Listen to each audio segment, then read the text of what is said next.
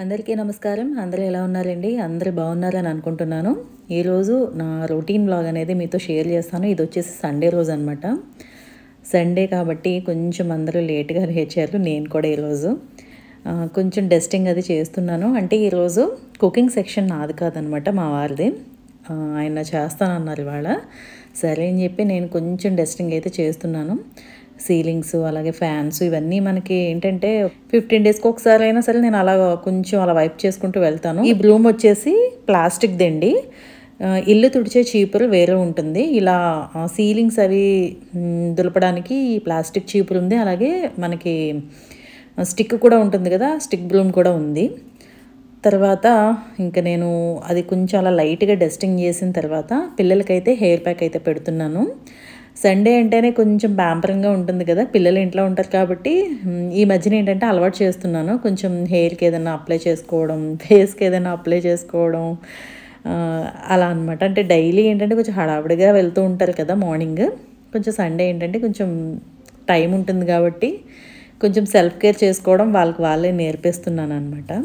అయితే ప్యాక్ అది వేసుకోవడం వాళ్ళకి రాదు కాబట్టి అన్నీ లాసే కోసి తెచ్చుకుంది పైనుంచి. కలబంద అలాగే మందారాకులు ఇవన్నీ కొంచెం పెరుగు వేసి పేస్ట్ చేస్తాను. నేను మొన్న కూడా చూపించానండి ఈ ప్యాక్.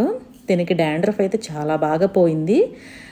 ఇది సెకండ్ టైం అనమాట మళ్ళీ ప్యాక్ వేయడం. ఇంకోటి మా నీహా కూడా వేసేసాను కొంచెం మిగిలితే. ఇంకా చెప్పాను కదా ఇవాళ అయితే వంట మా వారు చేస్తున్నారని. కుకింగ్ లేకపోతే కనుక చాలా ఫ్రీగా ఉన్నట్టు ఉంటుంది కదా. కొంచెం కటింగ్ వరకే సహాయం చేశాను నేను, మిగిలిందంతా నేను చేస్తానులే అని అన్నారు ఇవాళ. ఇంకేంటి చేస్తానన్నాక మనకి కూడా బెటర్ అనిపిస్తుంది కదా. కాకపోతే ఇంకోటి ఇలా కౌంటర్ అంతా కూడా ఉంటాయన్నమాట గిన్నెలు, తర్వాత నేను చదువుకోవాలి. అయితే చికెన్ బిర్యానీ రెసిపీ షేర్ చేయమని అడిగారండి లాస్ట్ వీడియోకి. ఈ వీడియో అప్పటికి షూట్ అయిపోయింది కదా, నేను నెక్స్ట్ టైం అనేది షేర్ చేస్తాను మీకు. ఇంకా సండే అంటే కుకింగ్ మ్యాక్సిమం 2 పూట్లకే ఉంటుంది, బిర్యానీ అలాంటిది అయితే. ఇంకా చూసారు కదా బాల్కనీలో బుద్ధుడు ఎంత అందంగా ఉన్నారో అసలు. చక్కగా పువ్వులు అయితే వస్తున్నాయండి, ఎంత బాగుందో అసలు.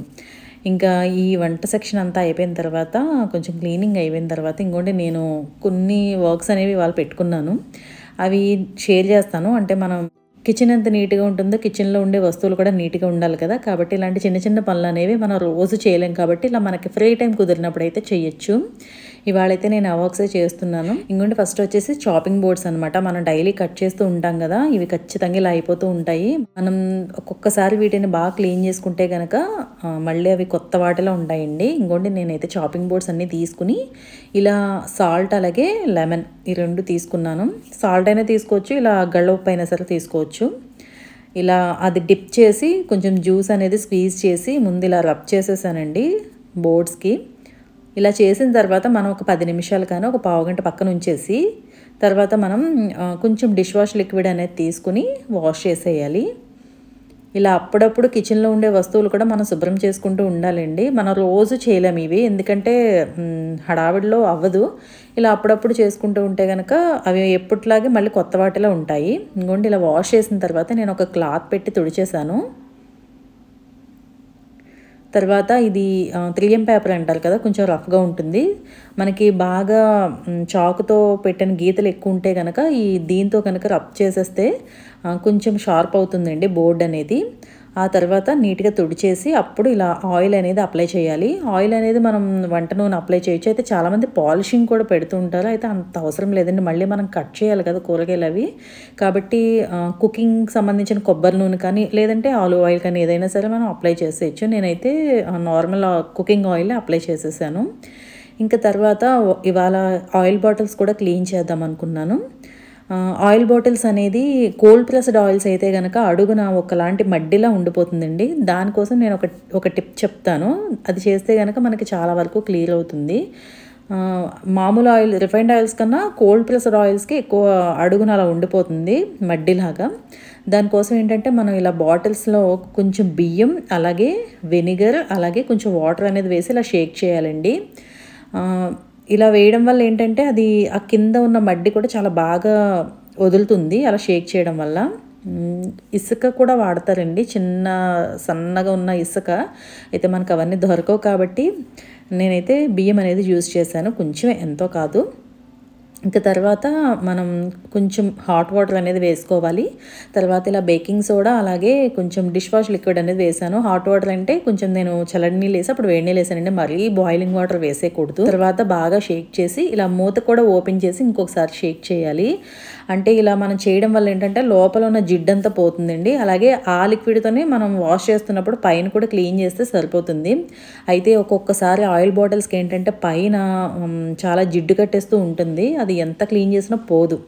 ఒక్కొక్కసారి అలా పోనప్పుడు ఏంటంటే మనం ఇలా కిచెన్ క్లీనర్ ఉంటుంది కదా, దాన్ని ఇలా గ్లాసుల మీద స్ప్రే చేసి స్క్రబ్ చేసేస్తే కనుక ఆ జిడ్డు మరకలు ఏవి ఉండవండి. చూడండి ఎంత బాగా క్లీన్ అయిందో.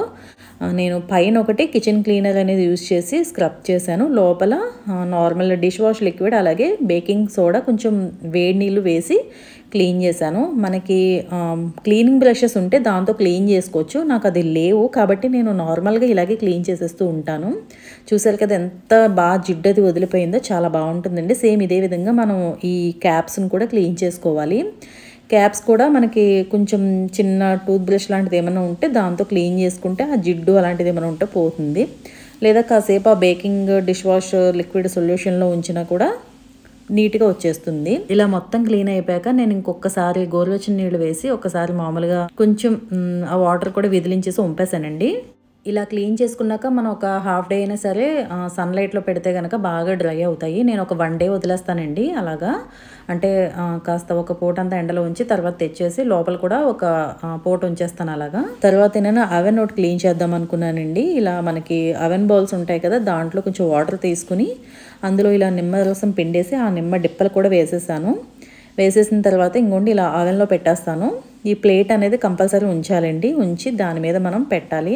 ఎక్కువ అంత యూజ్ చేయకపోయినా ఇంకోండి మొన్న ఏదో యూజ్ చేశారు, అయితే యూజ్ చేశాక మా వాళ్ళు క్లీన్ చేయడం రాదు కదా, అలా వదిలేశారు. అందుకని ఇప్పుడు నేను అది చేస్తున్నాను. ఇదిగోండి ఇలా పెట్టేసి నేను ఒక 3 మినిట్స్ పెట్టాను. కొంచెం ఆవిరి కింద వస్తుంది కదా మొత్తం ఆవెన్ అంతా కూడా, దాన్ని బట్టి మనం క్లీన్ చేసేయచ్చు. ఇలా 3 మినిట్స్ ఉంచిన తర్వాత నేను ఇంకొక 2 మినిట్స్ తర్వాత ఇలా టిష్యూ పేపర్తో క్లీన్ చేసేసానండి. క్లీన్ చేసేసి ఆ ప్లేట్ కూడా నేను మళ్ళీ వాష్ చేసి పెట్టేశాను. ప్లేట్ అనేది మనం వాష్ చేసుకోవచ్చు కదా, అందుకని వాష్ చేస్తాను. ఇలా మనం అప్పుడప్పుడు క్లీన్ చేసుకోవాల్సినవి కొన్ని ఉంటాయి కిచెన్లో, ఇవి డైలీ చేయలేము కానీ అప్పుడప్పుడు ఖచ్చితంగా చేయాలి. అప్పుడే మనకి కిచెన్తో పాటు కిచెన్లో ఉండే వస్తువులు కూడా నీట్గా చాలా క్లీన్గా ఉంటాయి అన్నమాట.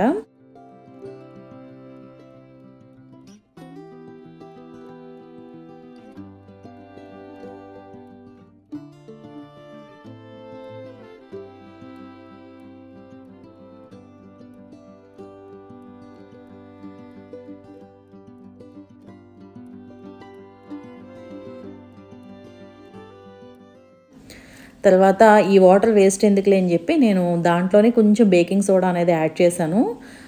యాడ్ చేసి ఆ నిమ్మ డిప్తో ఈ మిక్సీ అంతా కూడా కొంచెం జిడ్డుపోతుందని కొంచెం ఇలా రబ్ చేశానండి. అయితే నేను ఎలా క్లీన్ చేస్తానో మీకు ఒక ఐడియా ఉంటుందని చూపిస్తున్నాను. అంటే వాటర్ వేస్ట్ అవ్వకుండా నార్మల్గా అయితే మనం విడిగా కూడా మిక్స్ చేసుకుని క్లీన్ చేయొచ్చు. ఇలా టూత్ బ్రష్తో ఏంటంటే నేను మొత్తం అంతా కూడా బ్రషింగ్ చేసేస్తాను ఎక్కడైనా ఏమైనా మరకలు ఉంటే కనుక. తర్వాత ఇలా క్లీనింగ్ క్లాత్తో చక్కగా వైప్ చేసేసుకుంటే ఒక 2 టైమ్స్ సరిపోతుంది. అంటే ఇప్పుడు ఒకసారి తుడిచేసి మళ్ళీ ఒకసారి జాడించేసి తర్వాత మళ్ళీ తుడిచేస్తే చాలా నీట్గా వచ్చేస్తుందండి. లోపల కూడా చూసారు కదా ఎంత నీట్గా ఉందో. మనకి ఎలాగైనా సరే స్పిల్ అవుతూ ఉంటాయి మిక్సీ చేసినప్పుడు. మార్నింగ్ లంచ్ బాక్స్ టైంలో ఏంటంటే చాలా హడావుడి అయిపోతుంది కాబట్టి అలా అవుతూ ఉంటాయి. అప్పటికప్పుడే తుడిచేసినా కూడా ఒక్కొక్కసారి ఇలా మరకలు పడుతూ ఉంటాయి కదా, అప్పుడు మనం ఇలా ఈజీగా అయితే క్లీన్ చేసుకోవచ్చు. ఇంకా అలాగే మిక్సీ జార్స్ ఉంటాయి కదండి, ఆ మూత ఉంటుంది కదా కిందది, అది కూడా లోపల మనం సరిగా క్లీన్ చేయకపోతే ఇలా బ్లాక్గా ఫామ్ అయిపోతూ ఉంటుంది. అది డైలీ బేసిస్లో ఏంటంటే మనం అప్పటికప్పుడు వాష్ చేసి పెట్టేస్తాం కాబట్టి అస్తమానం అవ్వకపోవచ్చు. ఇది కూడా నేను ఈ టైంలో చేస్తూ ఉంటానండి. చిన్న టూత్ బ్రష్ పెట్టి మనం ఆ లోపల ఉన్న ఎడ్జెస్లో అంతా కూడా క్లీన్ చేస్తే చాలా బాగా వచ్చేస్తుంది. చూసారు కదా ఎంత క్లీన్గా వచ్చిందో. ఇవి స్క్రబ్బింగ్తో అవ్వదు అంత బాగా క్లీన్ చేయడం, అందుకే టూత్ బ్రష్ లాంటివి పెట్టుకోవాలండి కొన్ని క్లీన్ చేయడానికి. లేదా ఏదైనా చిన్న సైజ్ బ్రష్లు అయినా సరే పర్వాలేదు.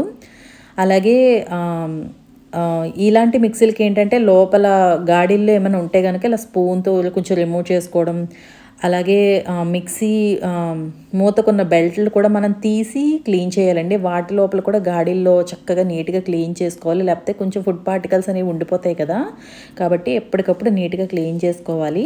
చూసారు కదా ఎంత నీట్గా వచ్చినాయో. ఇలా అయితే నేను అప్పుడప్పుడు చేసుకుంటూ ఉంటానండి, డైలీ బేసిస్లో చేయకపోయినా.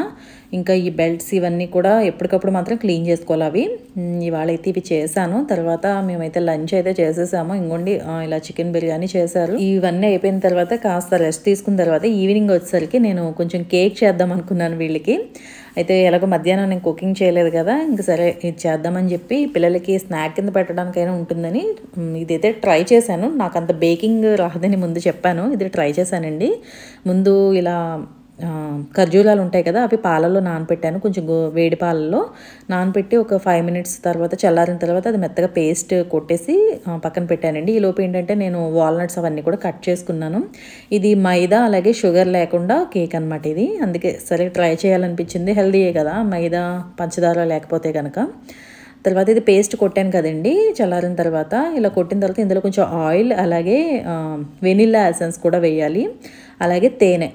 మరి ఖర్జూరాలు వేసినా కూడా మనకి పంచదార అనేది కొంచెం పడితేనే మనకి స్వీట్నెస్ అనేది తెలుస్తుంది కదా, అది వేయట్లేదు కాబట్టి ఇక్కడ హనీ అనేది యాడ్ చేశాను.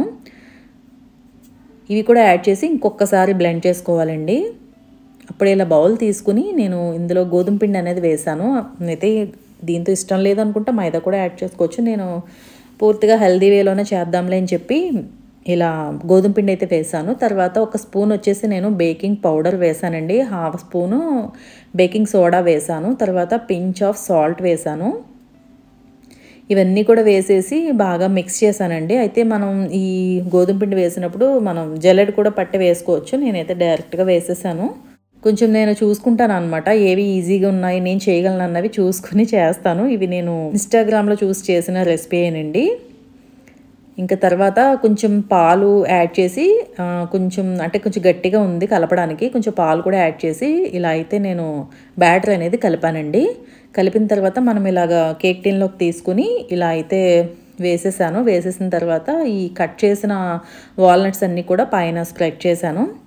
పర్లేదు కదా, బెటర్ అనిపించింది నాకు, మైదా షుగర్ ఇవేం లేకుండా. అంటే బయటవి ఎలాగో మనం అవే తినాలి, ఇంట్లో కాబట్టి ఇలా ట్రై చేస్తే బాగుంటుంది సరే అని చెప్పి ఇలా ట్రై చేశాను. నేను ఈలోపు 15 మినిట్స్ 180 డిగ్రీస్ దగ్గర హీట్ చేసి ఉంచానండి అవన్నీ.